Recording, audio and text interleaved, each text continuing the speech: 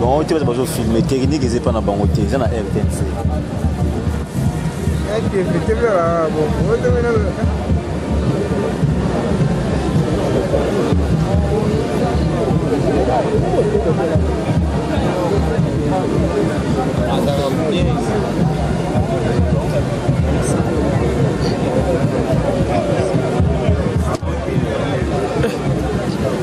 Papa.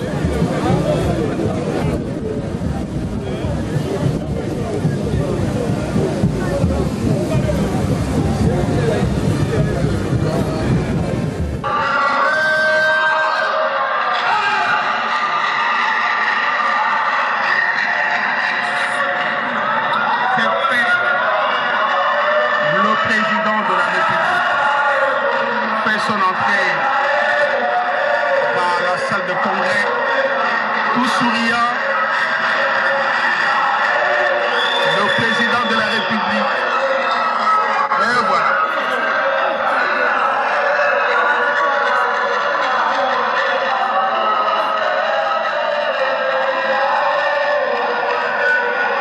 Raïs Ayoko Pesa Sango Salingala pour dire, Raïs vient annoncer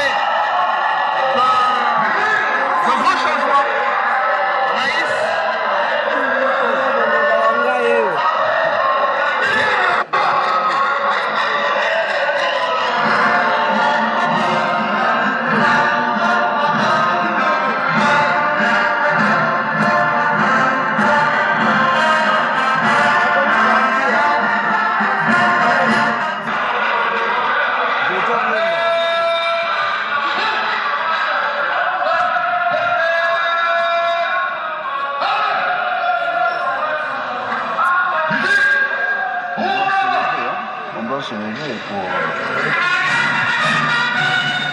De l'Assemblée nationale,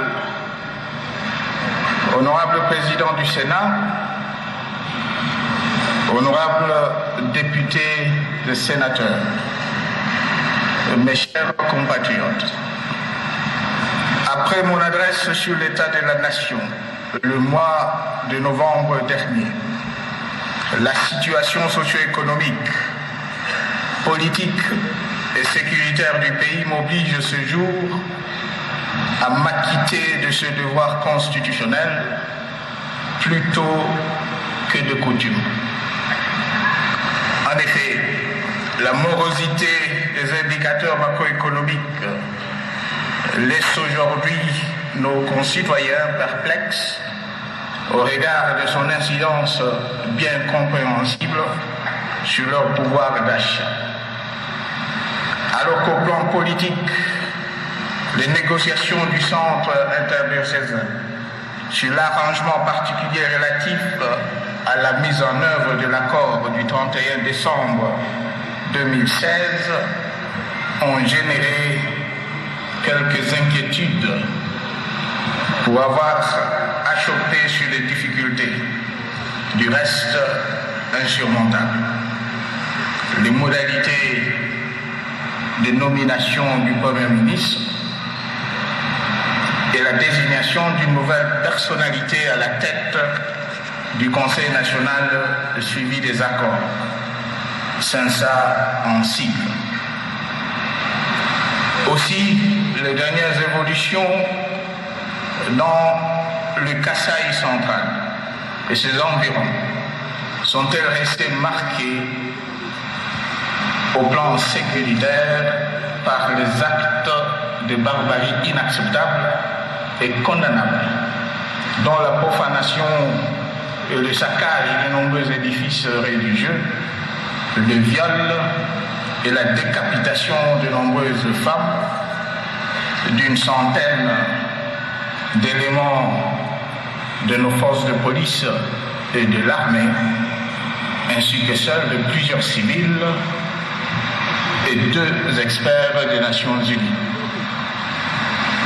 En leur mémoire et en celle de tous les fils et filles de ce pays qui nous ont quittés en ce début d'année 2017, sous les drapeaux ou de morts naturelles, dont le président de l'IDPS, M. Étienne Tshisekedi Mulumba, je vous invite à observer une minute de silence.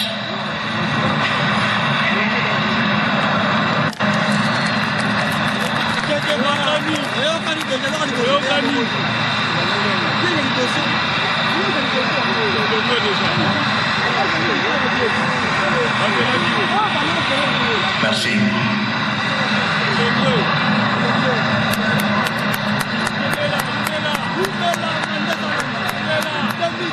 Honorable Président de l'Assemblée nationale, Honorable Président du Sénat, honorables députés et sénateurs, mes chers compatriotes, le premier trimestre de l'année en cours a été marqué au plan sécuritaire par une évolution positive et encourageante de la situation dans l'est du pays, où nos populations du Tanganyika, du sud et du nord Kivu ont renoué progressivement avec la paix et la tranquillité, grâce aux opérations militaires de nos forces de sécurité, mais grâce aussi aux efforts de sensibilisation des autorités et notabilités locales. Ces actions doivent se poursuivre pour atteindre l'objectif d'une paix durable. Le temps de se réjouir un instant à juste titre de ce vent favorable. L'épicentre de l'insécurité se déplaça vers le centre du pays, où un conflit coutumier a dégénéré en violence meurtrière aveugle, entretenu par les milices muées en terroristes, violents, tuant, brûlant et détruisant tout sur leur passage.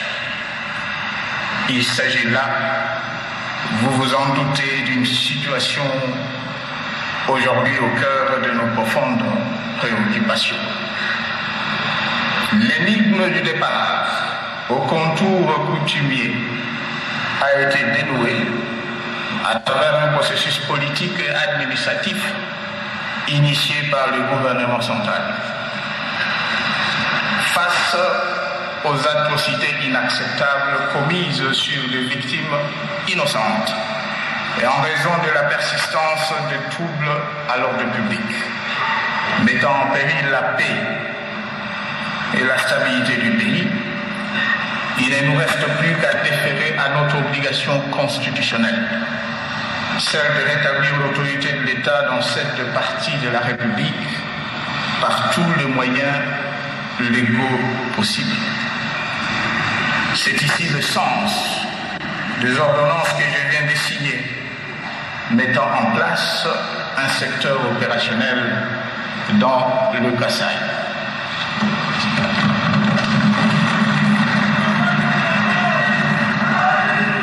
En même temps, des instructions ont été données au gouvernement central de manière à intensifier sa présence accrue dans les provinces touchées, à travers les milices ayant en charge l'intérieur et les affaires coutumières, en vue de la poursuite du règlement politique et administratif de nombreux conflits coutumiers signalés ça et là, et ce avec l'aide de l'Association nationale des autorités traditionnelles du Congo. Il est clair que le responsable présumé de toutes les exactions et crimes graves sur les civils, dont à ce jour 7 militaires des forces armées, déjà aux affaires, répondront de leurs actes devant la justice. De la même façon, les crimes commis sur les milices par les miliciens, sur les paisibles citoyens, les agents de l'ordre et ceux des Nations Unies ne resteront pas impunis. Leurs auteurs qui font eux aussi déjà l'objet des enquêtes judiciaires au niveau des parquets et auditorat militaires compétents devront être sanctionnés conformément à la loi. Déjà, les instructions ont été données au gouvernement de la République afin qu'il apporte le concours nécessaire à la réalisation de des enquêtes.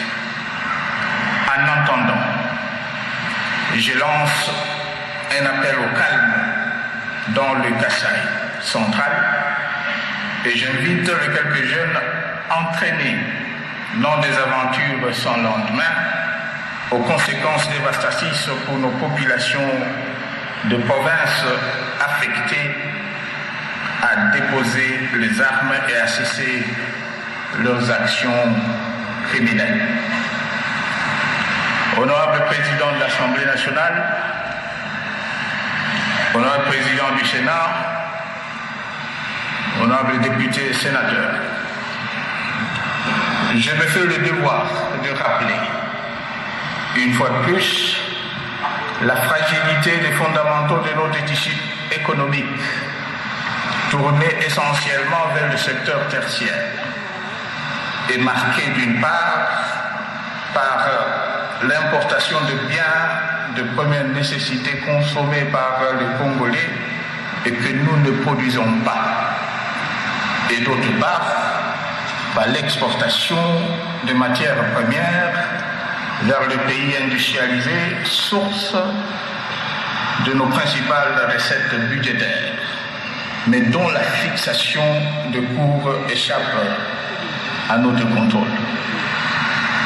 Il va sans dire que tant que nous ne changerons pas ce paradigme, dont notre économie restera fragile et fera continuellement les frais de sursaut de la conjoncture économique internationale.